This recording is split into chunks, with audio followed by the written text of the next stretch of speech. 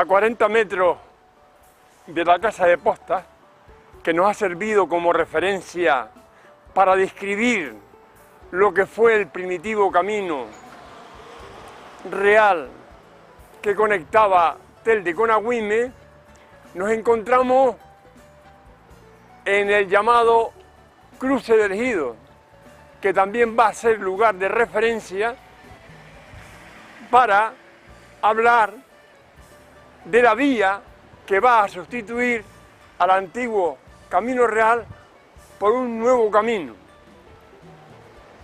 Por lo tanto, describimos esta carretera diciendo que fue construida, terminada de construir en cualquier caso, allá por el año 1878,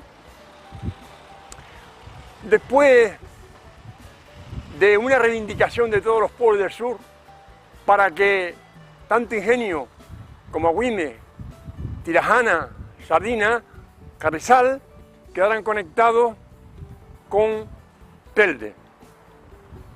Se construyó la carretera, una carretera amplia, lo que podía ser una carretera un poco del tipo de las carreteras de orden de las carreteras de los campos, propias para situar los carruajes de la época, y ya un poco Ingenio empieza a salir de ese ostracismo histórico en cuanto a comunicaciones se refiere, ¿no?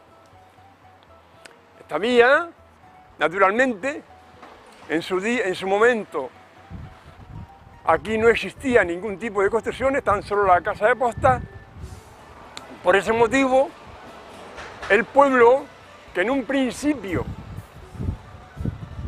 estaba en la parte superior, en lo que hoy día es la iglesia, en el llamado casco antiguo, empieza a expandirse hacia la costa, a través del Camino Real, que es de la iglesia, continuó hacia el Carrizal, y que en un tiempo fue su cruce de la casa de posta, y que a partir de ese momento va a ser el cruce del Ejido.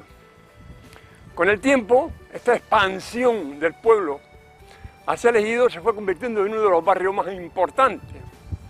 Hay que considerar que el barrio en sí, el Ejido, se llamaba a la calle principal, antiguamente calle 13 de septiembre, luego General Primo de Rivera, se llamaba calle del Ejido, y que el lugar, el centro neurálgico, se llamaba el punto del Ejido, porque justamente donde nos encontramos estaba lo que se llamaba el fielato, el punto de fielato, que era el lugar donde se cobraban los productos de consumo que venían de fuera para venderse en el pueblo, ¿no? Podemos recordar todavía la figura, la última figura, el último cobrador del fielato, al popular Ricardito Boada, que poseía una gasolinera exactamente en el lugar desde donde estamos relatando este programa. El Ejido, en los años 50-60, después del auge del puente en cuanto a paseo, se va a convertir en un lugar cosmopolita, en un lugar alegre, en un lugar de tránsito, y naturalmente en el Ejido se van a desarrollar todo tipo de actividades, tanto lúdicas como comerciales, favorecidas principalmente por la presencia de los dos cines, cine moderno y el cine universal, y en torno a ello toda esa frenética actividad.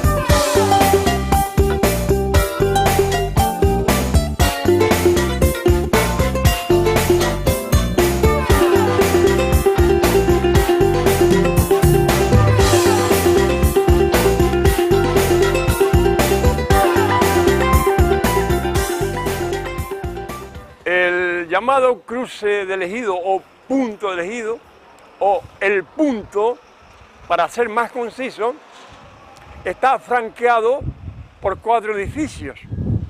Edificios que se pueden considerar edificios con historia. Por un lado, el Fielato y la gasolinera de Ricardito. Por otro, el bar de Doña Mariana. Por otro, el cine moderno. Y el lugar donde nos encontramos, que es la casa de don Luis García, un edificio construido allá por el año 1932 y que, sin duda alguna, para la época, pues fue muy importante, un edificio de 2 plantas, en cuya parte superior vivió mucho tiempo doña Concha, aquella maestra de párvulo, donde había un bar, el bar de Francisquito Espino, muy concurrido, donde se intercambiaban novelas, el bar de Estupiñán, de Amelio, pequeño bar en esa esquina, la popular dulcería y heladería de Conchita y, para terminar, quizás el más conocido de los bares del Ejido, por el personaje que lo regentaba, Panchito López. Por lo tanto, este lugar es también un edificio importante dentro del contexto de lo que formaba el Ejido.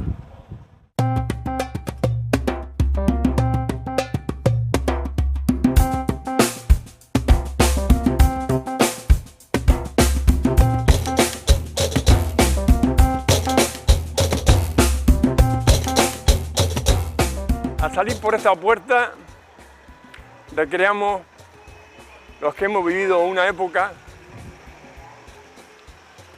cuando de niño veníamos al cine de las 3 a ver aquellas famosas películas del oeste y en este mismo lugar intercambiamos las revistas Los Niños. Son imágenes para el recuerdo. El cine moderno, también llamado cine de Varerón, también llamado cine de Alante popularmente, también le llamamos el cine nuevo, es uno de los 5 cines que había en todo el municipio. Se construyó a principios de los años 50 y, curiosamente, la primera película que se estrenó oficialmente se llamaba El ratón Mickey, algo así, y el perro Pluto. Mira qué curioso. Además, otra película también de submarinos que se llamaba, era Tiburones de Acero, ¿no? Luego este cine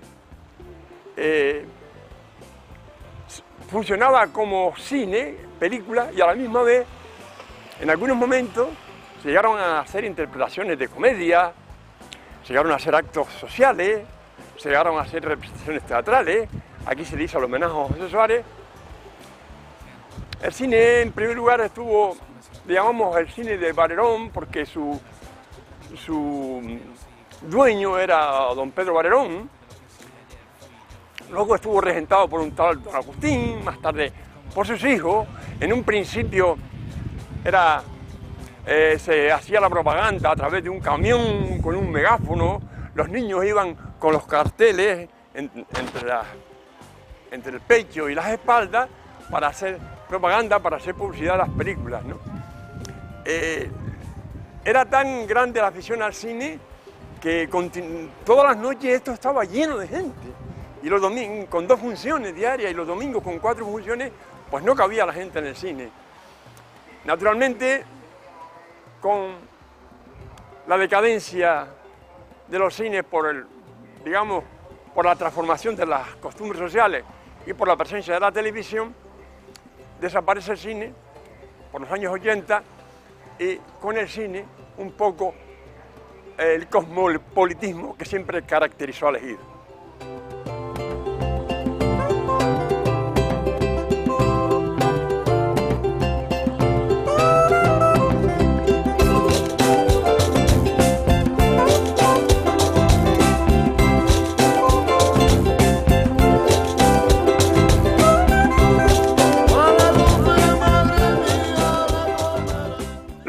bares existentes en el ejido, cada uno tenía su clientela determinada. En este bar concretamente, más que bar, recibía el nombre de cafetín, la figura de Antoñito Rodríguez, que era el que lo regentaba, con su café famoso, pero sobre todo este bar se caracterizaba por la presencia de la gente, digamos, de la élite social del pueblo, aquellas personas de alguna manera influyentes. Por ejemplo, recuerdo una mesa, una silla, una baraja, y aquí sentado don Pedro Limiñana y entrando y saliendo al médico don Juan Espino. Además del bar, Antoñito Rodríguez, una persona a la que hay que recordar con mucho agrado, regentaba también una gasolinera que se encontraba precisamente en este lugar, que en un principio era manual, luego fue automatizada y fue una de las últimas que desapareció de las varias que había en todo el punto del ejido.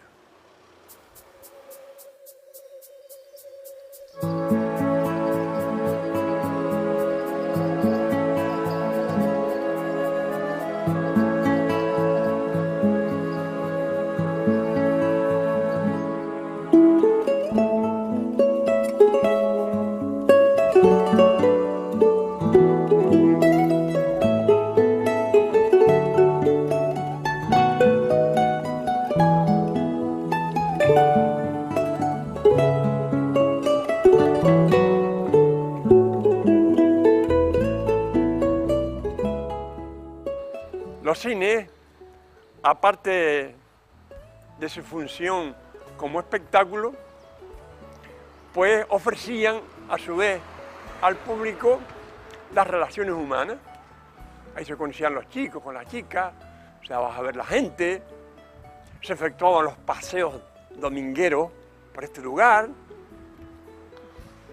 y el cine era en sí, digamos, el elemento que unificaba todo esta actividad, ¿no? Concretamente estamos en las puertas del que fue Cine Universal, que también popularmente lo conocimos como cine viejo, también se conoció como cine de atrás, en contraposición al cine moderno que era el cine de adelante, cine de Maximinito.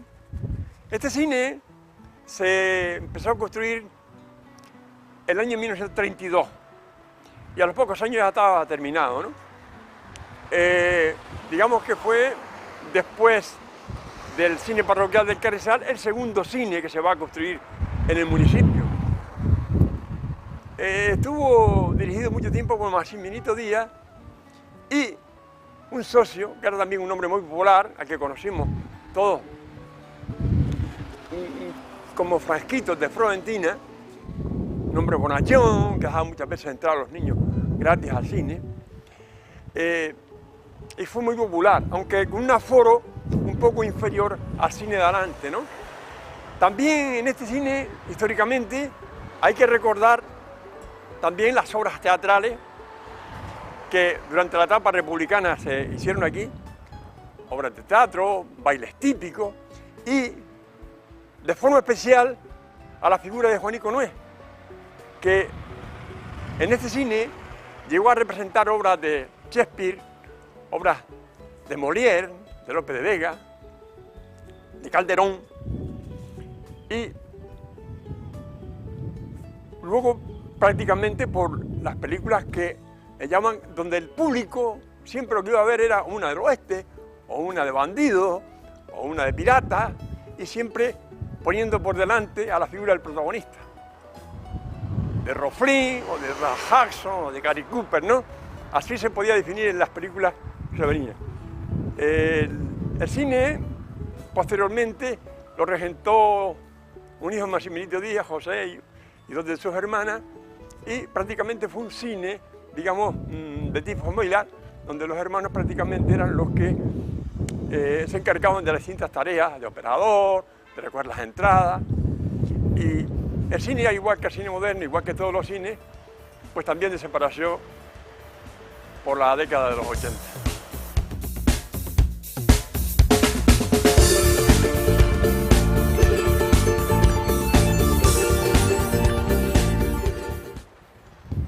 Desde la farmacia de don Pedro Limiñana hasta el cruce del Ejido, en esta línea de calle existían distintos establecimientos un poco alrededor de la actividad de los cines, ¿no?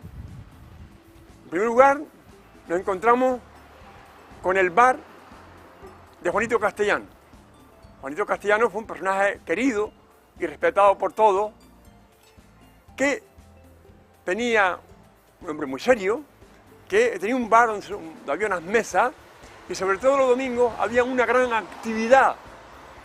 Y históricamente lo podemos destacar porque fue el primer lugar de Ingenio donde hubo presencia femenina. Las mujeres antiguamente no entraban a los bares, estaban mal vistos. Ya con Juanito Castellano, con la seriedad que imponía su personalidad, pasó a ser una cosa normal que las mujeres con sus parejas o en pandilla pues asistieran al bar de Juanito Castellano a tomarse sus consumiciones. Pasado el bar de Juanito Castellano, nos encontramos un billar y un futbolín, donde la juventud jugaba. Recordamos también a Quiquito Romero y a Juanito al frente de ese establecimiento. Continuamos y nos encontramos con el bar de Pepito, que se caracterizaba por poner como en Yesque unas exquisitas papas fritas que yo no sé cómo lo hacía, que todo el mundo acudía exclusivamente para comerse las papas fritas de Pepito. En la otra puerta, otro bar también muy popular, con un público muy fiel, el bar de Blasito, que se caracterizaba porque tenía un fogón en la acera donde asaba sus potas, sus chocos y tal, y los olores llegaban por todos sitios y atraía a la gente. Luego seguía la barbería para continuar con el bar de Rodríguez y ya finalizar junto a lo que fue la ferretería de Blasito en el cine moderno.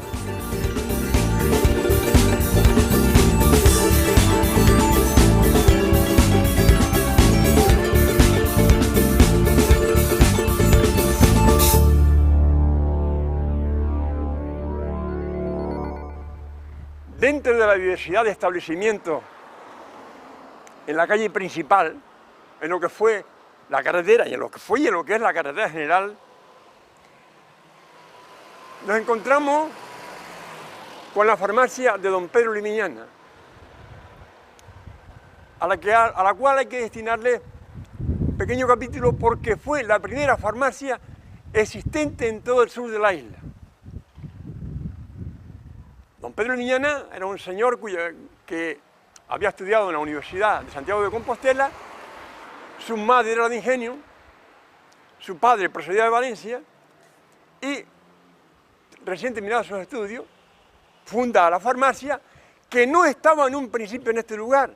La farmacia se encontraba en una casita frente. Aquí empezó don Pedro Limiñana su actividad en la farmacia y a la misma vez que fue la primera farmacia del sur, a la misma vez don Pedro era el inspector farmacéutico también, es decir, que él se ocupaba no solamente de Ingenio, sino de todo el sector hacia la parte meridional. Decir, como dato importante, que en aquella época no existía la receta clásica con la marca de la medicina, sino que el médico recetaba lo que se llamaba una fórmula, y entonces don Pedro, el médico mandaba las distintas cosas que llevaba, y don Pedro, en un pequeño laboratorio que había aquí abajo en el sótano, elaboraba lo que se llamaba la fórmula magistral, poniendo cada uno de los ingredientes, mezclándolos, y entonces le daba la medicina a las personas que lo solicitaban. La farmacia, si bien esta fue la primera farmacia del sur, 1932, también nos encontramos frente al primer ambulatorio, que fue en una época posterior, o ya avanzados los 60, pero que también va a ser la modernización del servicio médico en Ingenio, porque con anterioridad los médicos recetaban cada uno en su casa, con su despacho, y ya con este pequeño ambulatorio, ya digamos que ya se socializó la medicina y ya se avanzó un poco más en el servicio a los pacientes.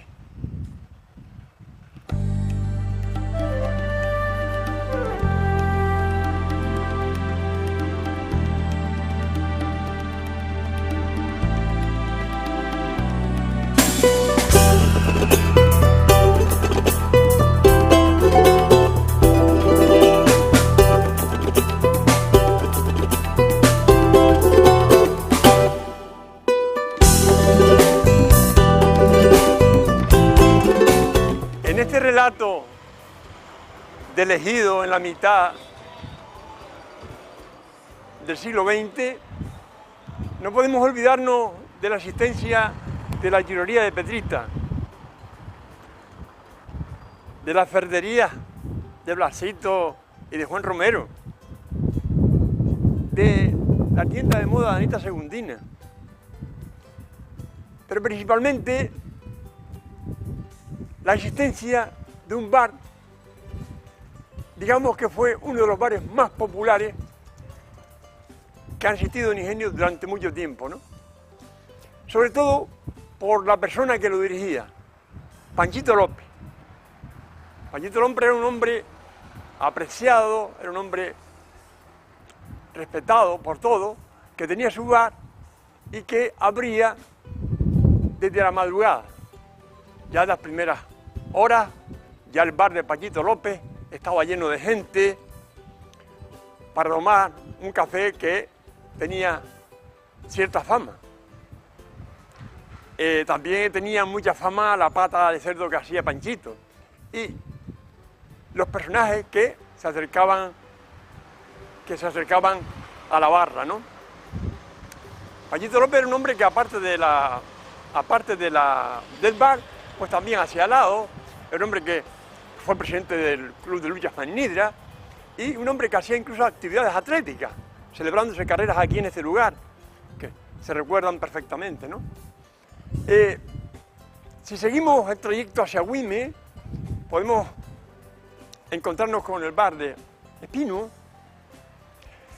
y continuando también otro bar muy popular, que fue el bar de Tejas, el bar de Ramón Ortega y también la presencia de una fonda, la fonda de Mata. Por lo tanto, en este relato ven que en una calle tan pequeña, la actividad tan frenética que existía durante mucho tiempo.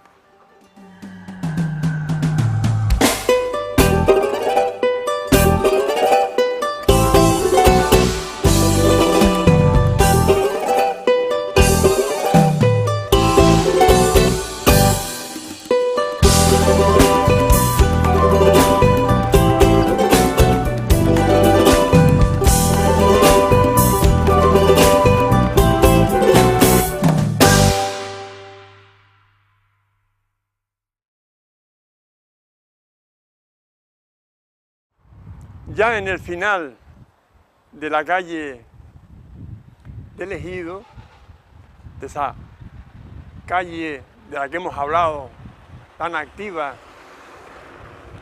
nos encontramos con otro lugar importante, que es la casa que vivió Anita Segundina,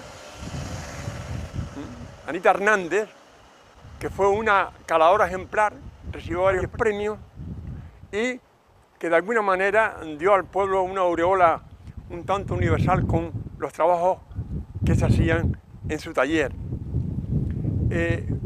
Ya digamos que la vía principal termina en el callejón llamado de las Mimosas por la existencia de los árboles de esa naturaleza en aquel lugar y decir que históricamente también tiene importancia porque en ese lugar vivió el primer médico de ingenio, allá por finales del siglo XIX, el cirujano Gómez.